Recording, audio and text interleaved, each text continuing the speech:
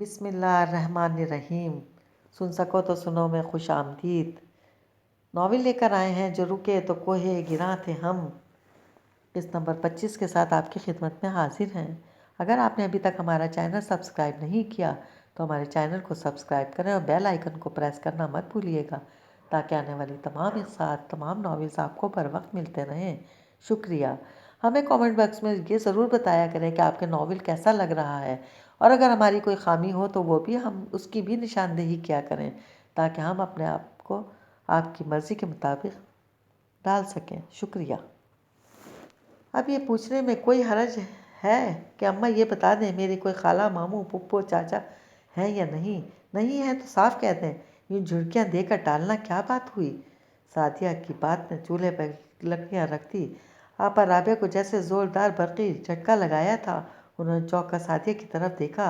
School کی نیلی قمیص، سفید شلوار اور بڑے سے سفید دوپٹے والی وردی میں ملبوس سعدیہ کو شاید ان 2-3 سالوں میں پہلی بار غور سے دیکھا تھا۔ سعدیہ نے قد نکال لیا تھا، اس کا جسم بھر رہا تھا، اس کے چہرے پر بچپنے کے نشان معدوم ہو چکے تھے۔ اب ان کے سامنے اپنے آپ سے لاپرواہ، کھلنڈری، بات بے بات ڈر جانے والی سعدیہ کی جگہ ایک ذمہ دار، سمجھدار اور پہلے کی نسبت پر اعتماد لڑکی بیٹھی تھی جو لڑکپن سے جوانی کا سفر طے کرنے میں مصروف تھی۔ تم نے اس طرح بات کرنی کس سے سیکھی؟ آپا رابعہ نے اس واضح طور پر محسوس ہوتی تبدیلی سے آنکھوں میں پیدا ہونے والی چبھن کا احساس کم کرنے کے لیے پوچھا۔ بات کرنا کون سکھاتا ہے؟ بات کرنی خود بخود آ جاتی ہے، وہ اسی لہجے میں بولی جس نے انہیں چونکایا تھا۔ ماں سے بات کرنے کی تمیز کس نے بھلا دی تمہیں؟ انہوں نے سلور کا فرائی پین اٹھا کر اس کے گھٹنوں پر مارنے کی کوشش کرتے ہوئے کہا۔ سعدیہ نے اپنے گھٹنے پیچھے کر کے خود کو اس وار سے بچا لیا جہاں کسی انسان کے پاس کسی بات کا جواب نہیں ہوتا وہیں وہ دوسرے پر حملہ آور ہوتا ہے۔ اماں، سعدیہ نے آپا رابعہ کو سب کچھ بھول کر اپنا منہ تکنے پر لگا دیا، آپ نے کوئی بہانہ ہی بنانا ہے نا، غلط بیانی ہی کرنی ہے نا، تو کہہ دیں کہ سارے رشتہ دار مر کھپ گئے کیونکہ جس گاؤں میں وہ رہتے تھے وہاں طاعون کی بیماری پھیل گئی تھی، اور اس گاؤں میں چوہوں کو پیچھے لگا کر دریا کے حوالے کرنے کے لیے کوئی باجے والا شہزادہ نہیں آیا تھا۔ سعدیہ کی آواز بلند ہو گئی۔ یہ کیا کہ جب کوئی سوال پوچھو جواب میں ڈنڈے، برتن، جوتے کھاؤ؟ کب تک کھاؤ بھئی؟ وہ سر اٹھا کر بول رہی تھی۔ اور کیوں کھاؤ؟ کوئی جائز بات کی ہو تو بندہ کھا بھی لے۔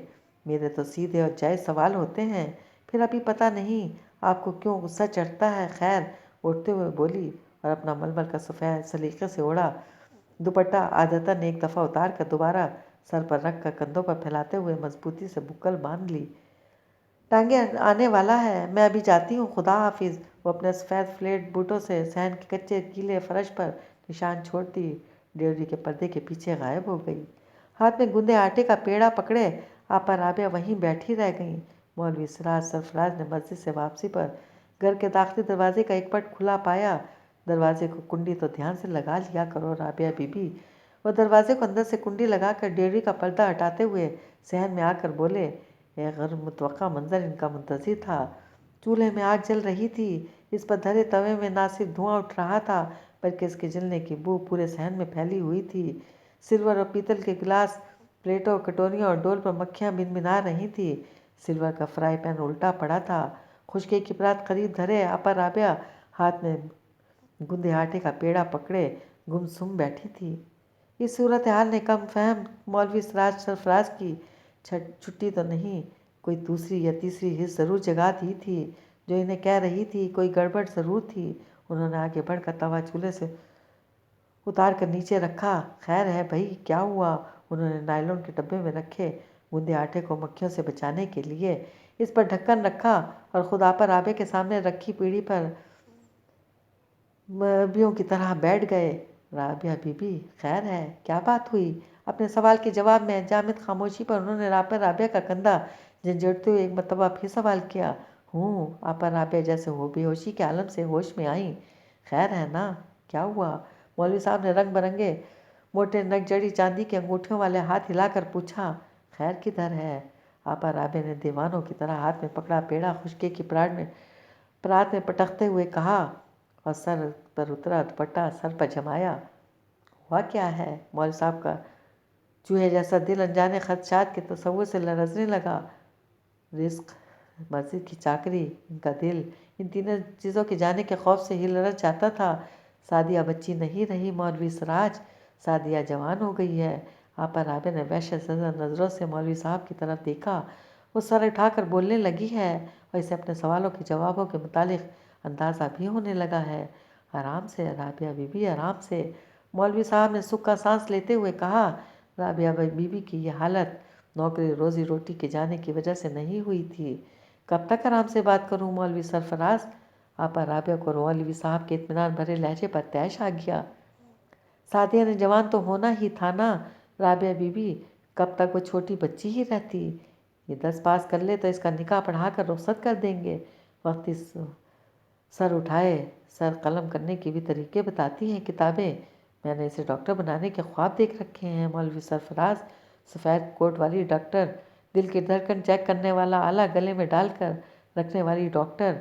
आपा राबिया वहशत ज़दा लहजे में चिल्लाई, पर वो अभी से नश्तर लगा कर फाड़ करने की ख्वाहिश करने लगी है। मैं बड़ी बड़ी बातें नहीं जानता राबिया बीबी, मौलवी साहब ने पीढ़ी पर बैठे बैठे अपने हाथ अपने घुटनों पर टिकाते हुए कहा, मगर इतना मुझे भी पता है कि डॉक्टर चीर फाड़ कर ज़ख्मों और बीमारियों का इलाज करते हैं। वो जब तक जान न लें बंदे के अंदर मर्ज़ क्या है, मरीज़ को सिर्फ नब्ज़ देखकर दवाई नहीं देते, सिर्फ थर्मामीटर के पारे का निशान देकर आगे नहीं बढ़ते। वो टेस्ट करवाते हैं, एक्सरे करवाते हैं, इनकी रिपोर्टें देखकर फैसले करते हैं। आपको ये पता है तो इतना भी पता होना चाहिए कि हम अपने किस किस मर्ज़ को अंदर छुपाए बैठे हैं। आपा राबिया ने तिरछी नज़र से मौलवी साहब को देखा।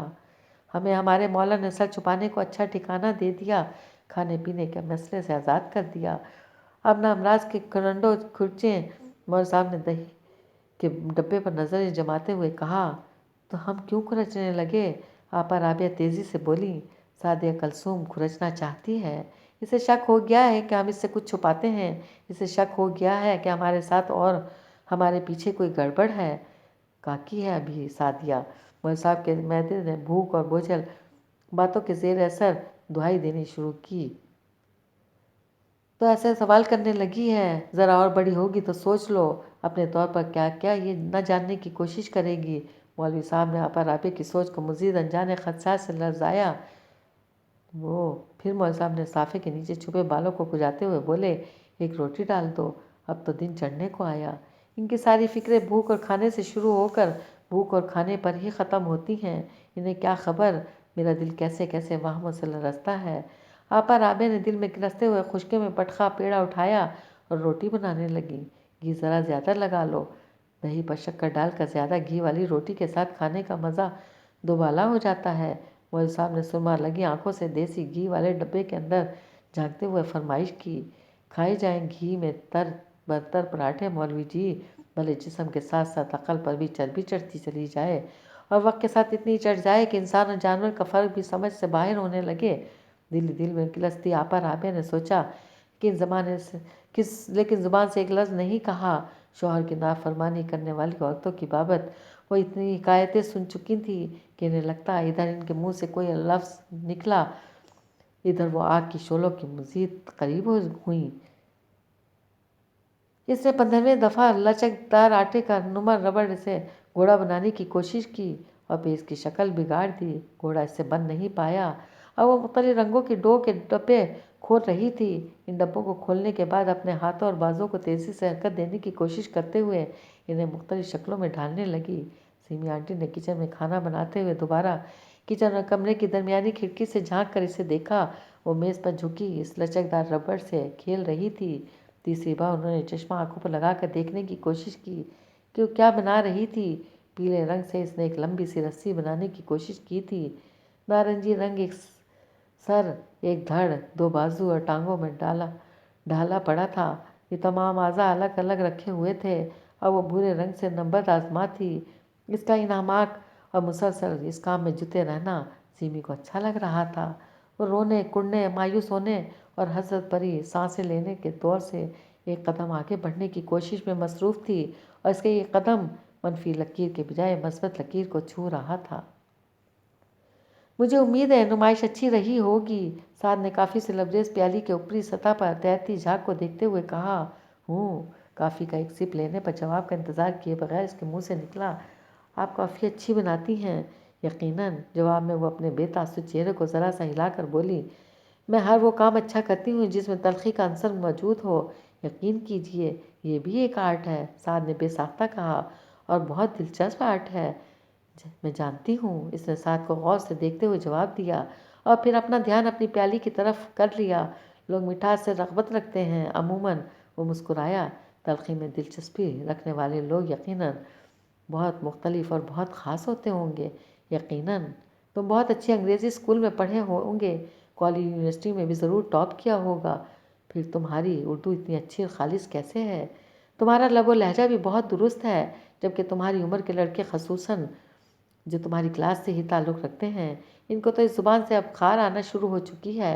इसने मौजू को बिल्कुल ही बदलते हुए कहा, मैं जैसा देश वैसा भेस का कायल हूँ, इसलिए। साद ने बदजस्ता जवाब दिया, मुझे पता था आप असर हाजिर के अलामती मुसव्विरों के बजाय एक ऐसी मुसव्विरा हैं जिसका रिश्ता अपनी ज़मीन, सक़ाफ़त और ज़ुबान से बहुत गहरा है और मज़बूत है। लिहाजा आपके सामने बैठ कर गुफ्तगू करते हुए मुझे बहुत मोहतात रहना चाहिए।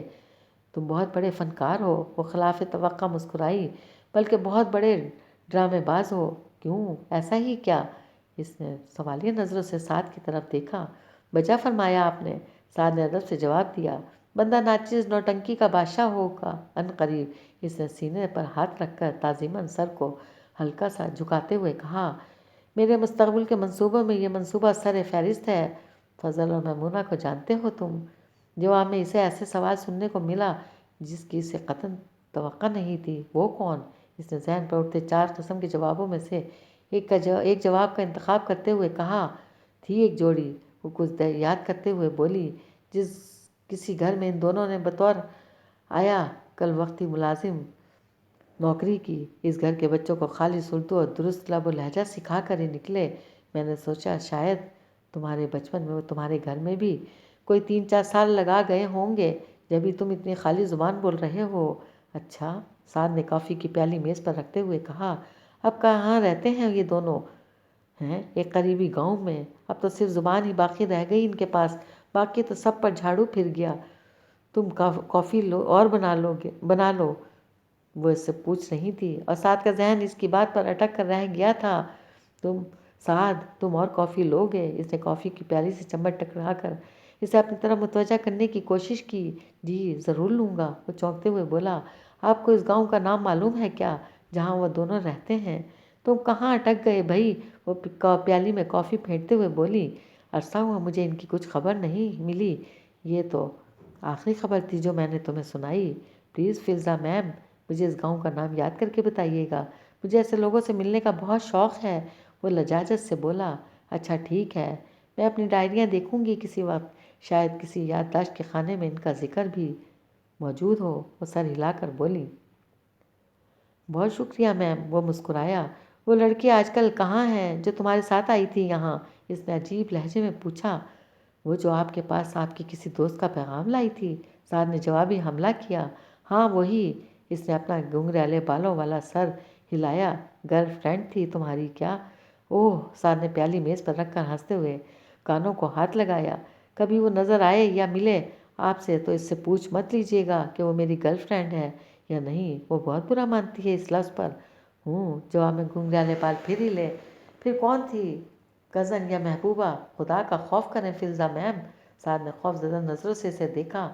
आप इससे मुझे मार पिटवाएंगी? फिर कौन थी वो? इसने तेवरी चढ़ाकर पूछा।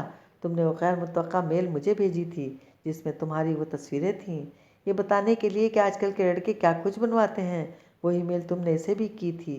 साद ने फ़िज़ा ज़हूर की इस बात पर नज़र कालीन के डिज़ाइन पर टिकाते हुए कुछ देर गौर किया।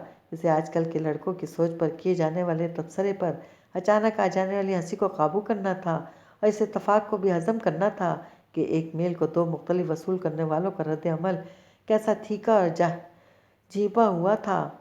कुछ देर बाद इसने नज़रें उठाईं और फ़िज़ा ज़हूर की तरफ देखा। मैंने आपको तस्वीरें इसलिए नहीं भिजवाई थी कि आपको बताऊं मैं क्या कुछ हूँ, बल्कि ये बताने के लिए भिजवाई कि मैं क्या कुछ नहीं हूँ। जो कुछ तुम नहीं हो वो तुमने पहली मुलाकात में ही अंदाज़ा कर चुकी थी। फ़िज़ा ने खुश्क लहजे में जवाब दिया। फिर यूँ समझ लें कि इसलिए भिजवाई कि आपको बता सकूं मैं आपसे राब्ते में रहना चाहता हूँ। अच्छा चलो यूँ ही सही। और इस लड़की को वो अबरू चढ़ा कर बोली, इसलिए कि दरअसल इसी को भिजवाई थी। साद के चेहरे पर एक नरम सी मुस्कुराहट फैली। फिजा इसके चेहरे पर फैली मुस्कुराहट को देखा और सीधी होकर बैठ गई। अच्छी लगी थी वो मुझे, इसका लहजा भी नरम हो गया। और मेरी जिन दोस्तों के हवाले से यहाँ आई थी वो भी शायद पस मंज़र से ताल्लुक़ रखती हूँ। क्या ये मुमकिन है कि मैं आपका स्टूडियो देख सकूँ? साद ने अचानक मौजू बदला। वहाँ क्या है? फिजा ने अपने फूलदार चंपर को हाथ से सीधा करते हुए कहा। कुछ रंग जो खुश्क हो चुके, कुछ अधूरे कन्वेंस, कुछ उजड़े बुरुश। जो भी है, मुझे बहुत शौक़ है मुसव्विरों के स्टूडियोज़ देखने का। कोई दूसरा बड़ा मुसव्विर तो शायद मुझे करीब भी पटकने ना दे, लेकिन आपने इत्तफ़ाक़ से मुझे जाहिल पर नज़र करम फरमा ही दी है, तो कोई हर्ज तो ना होगा जो एक नज़र देख लूँ। फिजा ज़हूर ने कुछ सोचते हुए कहा, चलो ठीक है, आओ स्टूडियो देखते हैं। वह खिलाफ तवक्का जल्द मान गई। इधर से आ जाओ। वो छोटे से लिविंग रूम से मुलेका ओपन किचन से गुजरकर इसका दरवाज़ा एक मुख्तसर से राहदारी में खोलते हुए बोली। ये मुख्तसर राहदारी एक तरफ से बंद थी और इसके दूसरे सिरे पर सीढ़ियाँ ऊपर को जा रही थी। सीढ़ियों के नीचे कुशादा जगह ना होने के सबब सीढ़ियाँ हर तीसरी सीढ़ी पर जाकर दूसरी तरफ को घूम जाती थी। ज़रा ध्यान से कदम रखना, सीढ़ियाँ कम चौड़ी हैं। फिजा ने बिजली का एक बटन दबाकर इन सीढ़ियों की छत पर मौजूद वाहिद एनर्जी सेवर रोशन करते हुए कहा। कम ताकत का एनर्जी सेवर मध्यम सी रोशनी फैलाने के सिवा कुछ ना कर सका था। सीढ़ियों के आखिरी चक्कर पर लकड़ी का कमज़ोर सा हल्का सब्ज़ रंग का दरवाज़ा जुड़ा था, जिसके सुनहरी नॉब भी पुरानी होने के सबब अपनी आप खो चुकी थी। फिजा ने नॉब घुमाकर दरवाज़ा खोला। दरवाजे की दूसरी तरफ मौजूद कमरे से न जाने कब से बंद हवा को बाहर निकलने का मौका मिला था। साद ने बेख्तियार में चेहरे पर हाथ रखा और मुँह दूसरी तरफ फेर लिया। थोड़ी देर उधर ही रुको, फिजा ने साद से अगली सीढ़ी पर खड़े खड़े कहा और फिर आगे बढ़कर कमरे की ट्यूबलाइट रोशन की। साद ने थोड़ा आगे झाँक कर अंदाज़ा लगाने की कोशिश की। ये कमरा बहुत अरसे बाद खुला था। इसके फर्श की गर्द बाहर ही से नज़र आ रही थी। आ जाओ, फिजा ने अपने अलूल जलूल से ट्राउज़र की जेबों में हाथ घुसाते हुए कहा। साद इसके पीछे कमरे में दाखिल हो गया। यहाँ मुख्तलिफ साइज़ के ईज़ल और इन पर रखे कैनवस दिखाई दे रहे थे। दीवारों पर कुछ अधूरे चारकोल स्केचेस टंगे थे और इन पर मकड़ी ने खूबसूरती और महारत से अपने तार फैला रखे थे। काफ़ी घुटन है यहाँ। साद ने 2 कदम आगे बढ़कर इस मुख्तसर से कमरे में मौजूद वाहिद खिड़की पर हाथ रखा, जिसके पट बाहर को खुलते थे। हाँ, नहीं खुलेगी। मुख्तसर कमरे में फिजा की हंसी की आवाज़ें गूंजी। एक लम्हे के लिए साद का दिल भी लरज़ गया। इसने खिड़की की चटखनी उतार कर इसके पट बाहर की तरफ धकेलने की कोशिश की। खिड़की वाकई नहीं खुल रही थी। इसने नज़र उठा के इसके ऊपरी हिस्से में जड़े गर्द आलू शीशों को देखा। इन सब्ज़ पत्तों की मोहम सी शबीह नज़र आई। इसने खिड़की के पट पूरी ताकत से बाहर की तरफ धकेले। दोनों पटों की दरमियानी जगह से इसे किसी पेचदार बेल की मोटी शाखें खिड़की से लिपटी महसूस हुई। इसने दोनों पटों की दरमियानी जगह से आंखें जोड़कर बाहर झांकने की कोशिश की। पेज दर पेज बेल की पतली और मोटी शाखों ने खिड़की पर कब्जा कर रखा था। हाँ, अक्का में एक बार फिर फिजा ज़हूर के कहके की आवाज़ उभरी। गर्द जाले, अधूरे कैनवस, रंगों के जंग आलूद डब्बे, खिड़की से लिपटी बेल और ये कहका। साद को यूँ लगा जैसे वो पीछे मुड़कर देखेगा तो इसे फिजा ज़हूर के बजाय लंबे दांत, मुँह से बाहर निकाले खून आलूद होठों वाली खून आशाम चुड़ैल खड़ी मिलेगी। वाह, क्या फेरी टेल सिचुएशन है। इसने खिड़की की तरफ रुख किए सोचा। फिर आर्थर काइन डायल की किसी कहानी के मंजर को इसे ख्याल आया। वैसे अगाथा क्रिस्टी के किसी किरदार की तरह जो यहाँ भी मेरा कत्ल हो जाता है तो अखबार और टीवी कैसे स्कोप्स तैयार करेंगे। इसने जैकेट की जेब में हाथ डालकर अपने सेल फोन पर बगैर देखे एक पैगाम टाइप किया और एक नंबर पर भेज दिया। मैसेज डिलीवर हो जाने की टोन सुन लेने के बाद वो मुस्कुराते हुए पीछे की तरफ मुड़ा। इसकी तमाम तवक्कात गलत साबित हुई। इसके सामने फिजा ज़हूर अपने जंबर और जलूल ट्राउज़र में मलबूस, सीने पर हाथ बांधे दरवाजे से टिकी खड़ी थी। देखा मेरा स्टूडियो कैसा लगा? वो मुस्कुराई, वैसा ही जैसा बड़े मुसव्विरों का होना चाहिए। साद ने वहाँ मौजूद कैनवस एक एक करके देखने शुरू किए। काफ़ी तेज़ रंग इस्तेमाल करती हैं आप, इसने तबसरा किया। करती थी, जवाब आया। थी क्या मतलब? साद ने इसकी तरफ देखा। मैंने अब पेंटिंग्स और चारकोल स्केचेस बनाने छोड़ दिए हैं। یہ میرے آخری اور ادھورے کینوس ہیں۔ یہ وہیں رک گئے جہاں میں نے انہیں چھوڑا تھا، مگر کیوں چھوڑا؟ یہ کمال کا کام ہے۔ سعد نے کینوس پر ہاتھ پھیرا۔ اس کے ہاتھ پھیرنے سے کینوس پر پڑی گرد اس کی انگلی پر جم گئی۔ اس کینوس کے نیچے اس ادھوری پینٹنگ کا عنوان لکھا تھا۔ سعد نے تیزی سے ان لکھے ہوئے الفاظ پر سے گرد صاف کی۔ I want to be a bride when I grow up۔ میں بڑی ہو کر دلہن بننا چاہتی ہوں۔ اس نے عنوان پڑھا اور پینٹنگ پر غور کیا۔ یہ سلک پر واٹر کلر میں پینٹ کیا گیا ایک ادھورا منظر تھا۔ ایک بچی کے دھڑ پر ایک دلہن کا سر، جس پر تیز رنگوں کی آمیزش سے ادھورا سا دوپٹہ اوڑھایا گیا تھا۔ وہ دلہن جس سمت دیکھ رہی تھی وہ حصہ بالکل ادھورا تھا اور اسے مایوسی ہوئی۔ اس نے ادھورے حصے میں کچھ تلاش کرنے کے لیے اس پر ہاتھ پھیرا۔ یہ سلک خاصا پرانا ہو چکا ہے، اتنی زور سے اسے ہاتھ سے صاف کرو گے تو پھٹ جائے گا۔ اسے فضا کی آواز سنائی دی۔ اپنی کوشش ترک کرتے ہوئے دوسرے کینوس کی طرف متوجہ ہوا اور بری طرح چونک گیا۔ اس پینٹنگ میں ایک لڑکی کے بچہ پیدا کرنے کا ادھورا منظر تھا۔ اس تصویر پر سرخ رنگ کا راز تھا۔ اس نے دیر ذرا لڑکی کے چہرے کے تاثرات پر نظر ڈالی، جو گرد کی تہہ کے نیچے بھی اتنے واضح نظر آ رہے تھے کہ وہ مبہوت سا ہو کر رہ گیا۔ جنت میں آدھی رات۔ اس پینٹنگ کا عنوان بھی انتہائی چونکا دینے والا تھا۔ اس نے مڑ کر فضا کو دیکھا۔ یہ اب تک کی آخری پینٹنگز ہیں۔ وہ جیسے نیند میں بول رہی تھی۔ اس کے بعد نہ میں نے کچھ شروع کیا نہ ان کو مکمل کیا۔ اس کی آواز جیسے نامحسوس ہوا میں سرسرا رہی تھی۔ سعد نے کچھ دیر اپنی جگہ پر کھڑے کھڑے فضا کو دیکھا اور پھر آگے کرتے ہوئے بولا، چلیں؟ ہاں چلو۔ فضا نے سر ہلاتے ہوئے اسے دیکھا۔ سعد کے چہرے پر تناؤ تھا۔ اس کے ہونٹوں پر خاموشی سی تن گئی تھی۔ شاید اس کے جبڑے ایک دوسرے کے ساتھ جڑ گئے تھے، کیونکہ اس کے جبڑوں کی ہڈیاں صاف کھنچتی ہوئی نظر آ رہی تھیں۔ سیڑھیاں اترتے ہوئے بھی وہ خاموش رہا۔ لیونگ روم میں واپس پہنچ کر اس نے میز پر رکھے ٹیشو پیپر باکس سے ٹیشو پیپر نکالا اور اپنے ہاتھ صاف کرنے لگا۔ کچن کے سنک پر سینیٹائزر رکھا ہے، ہاتھ دھو لو۔ فضا نے اوپن کچن کی طرف اشارہ کیا۔ وہ بغیر کچھ کہے سنک کی طرف چل دیا۔ ہاتھ دھونے کے بعد وہ فضا کی طرف مڑا۔ کچھ چیزوں کا نہ دیکھنا ان کو دیکھنے سے بہتر ہوتا ہے نا، فضا نے کہا۔ میں اس خیال سے اتفاق نہیں کرتا، اس نے بھاری آواز میں جواب دیا۔ چیزیں اور حقیقتیں کیسی ہو ہی ظالمانہ کیوں نہ ہو، انہیں دیکھنے کی ہمت ہونی چاہیے۔ پھر وہ اٹھتے ہوئے بولا، میں اب چلتا ہوں، عشائیے کا وقت ہو رہا ہے، کھانا کھا کر جانا۔ اس نے جیسے سعد کا موڈ خوشگوار کرنے کے لیے گاڑی اردو کا استعمال کیا۔ پھر کبھی صحیح، اس نے کہا۔ میں اب منی ایچز اور کیلیگرافی پر کام کرتی ہوں۔ وہ الگ کمرہ ہے جہاں بیٹھ کر میں خطاطی کرتی ہوں، وہ نہیں دیکھو گے۔ میں آپ کے پاس اکثر آیا کروں گا، لہٰذا اسے پھر کسی دن دیکھ لوں گا۔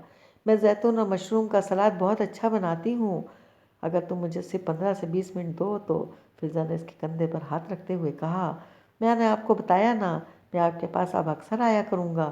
اس نے نرمی سے فضا کا ہاتھ ہٹاتے ہوئے کہا، میں آپ کے پاس صرف عشائیہ، ظہرانہ اور فجرانہ سب کروں گا، آپ فکر نہ کریں۔ تم یقیناً بہت مختلف ہو، فضا نے کہا۔ نہیں، میں بالکل ویسا ہی ہوں، صرف میں کہنے والی بات دل میں رکھنے کے بجائے کہہ دیتا ہوں، سعد نے جواب دیا، اور لیونگ روم کی میز سے اپنی گاڑی کی چابیاں اٹھا کر باہر نکل آیا۔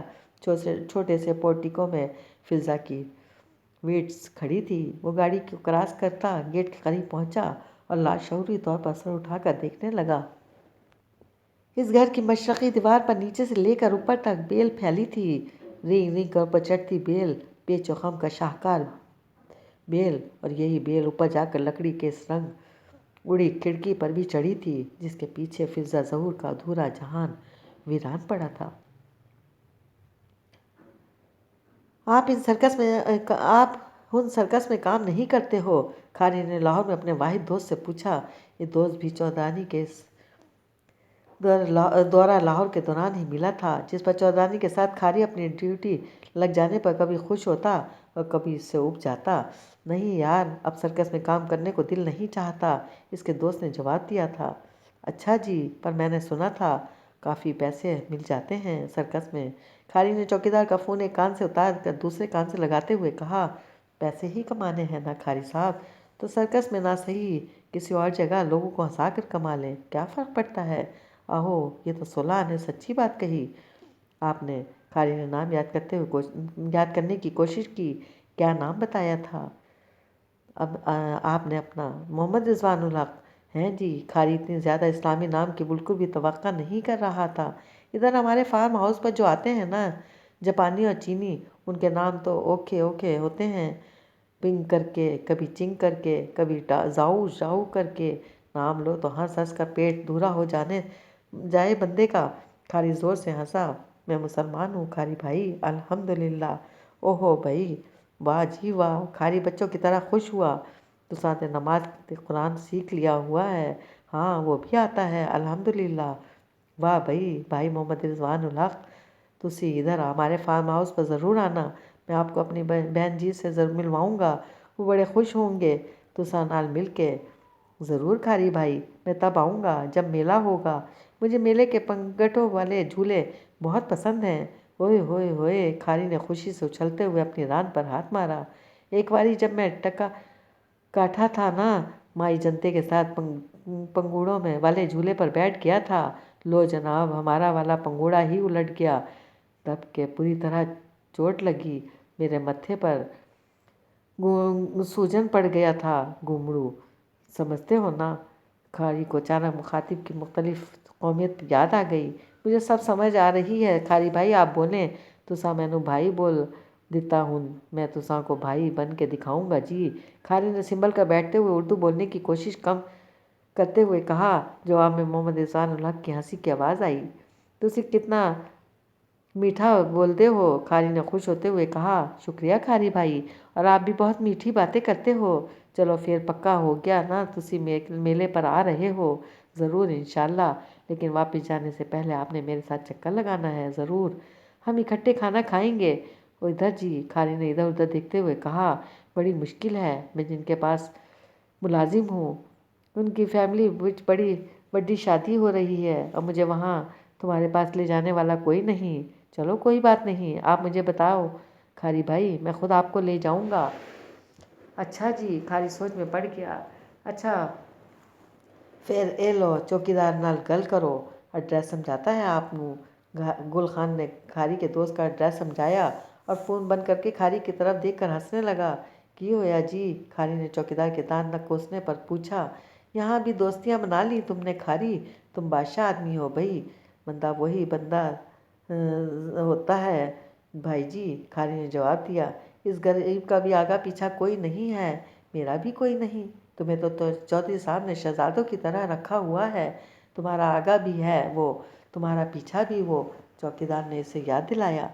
ہے تے ہے، کھاری نے سر ہلایا۔ پر بھائی گل خان جی، دنیا تو سگے ماں پیو کا پوچھتی ہے نا، جب یار پچھلے نویں ووٹ بننے تھے نا، اس وقت چودھری صاحب نے میرا ووٹ بھی بنوایا تھا، پھر شناختی کارڈ بھی۔ اب دسو کہ وہ جو والد صاحب کا نام لکھواتے ہیں نا، جدھر چودھری صاحب کیا لکھاتے، پھر انہوں نے کیا کیا؟ گل خان سگریٹ کا کش لگانا بھول کر پوچھنے لگے۔ بس کوئی دال دلیا کر لیا چودھری صاحب نے، کھاری نے بائیں ٹانگ بائیں گھٹنے پر رکھ کر شان سے بیٹھتے ہوئے کہا۔ اس کے چودھری صاحب مشکل سے مشکل کام بھی کر سکتے تھے، بلے بھی بلے، جب یہ چھوٹی پارٹیاں روتی ہیں کہ بڑی پارٹیاں جعلی شناختی کارڈوں پر ووٹ بنواتی ہیں۔ گل خان نے اپنی شہری معلومات جھاڑی۔ جعلی کیوں بھائی؟ کھاری نے برا مانتے ہوئے اپنے سینے پر ہاتھ رکھا۔ میں ہوں نہیں بھلا ہوں تو پھر شناختی کارڈ کیوں جعلی ہوا؟ یہ بھی ہے، چوکیدار نے سر ہلایا۔ اسی وقت گھر کی اندرونی عمارت کا دروازہ کھول کر ماہ نور باہر نکلی۔ کھاری تم ادھر بیٹھے ہو، میں نے رضیہ کو کوارٹرز کی طرف بھیج دیا تمہیں بلانے کے لیے۔ ماہ نور نے دائیں ہاتھ سے اپنے شانے سے ذرا نیچے تک آتے بال سیٹ کرتے ہوئے کہا۔ G B B G, Khari مؤدب انداز میں کھڑا ہو گیا۔ آؤ ذرا فاطمہ خالہ کی طرف چلتے ہیں، میں نے ان سے کہا تھا تم سے ملواؤں گی۔ ماہ نور آگے چلتے ہوئے بولی۔ کھاری نے سواریہ نظر سے گل خان کی طرف دیکھا، اس نے ساتھ والے گھر کی طرف اشارہ کرتے ہوئے شانے اچکا دیے۔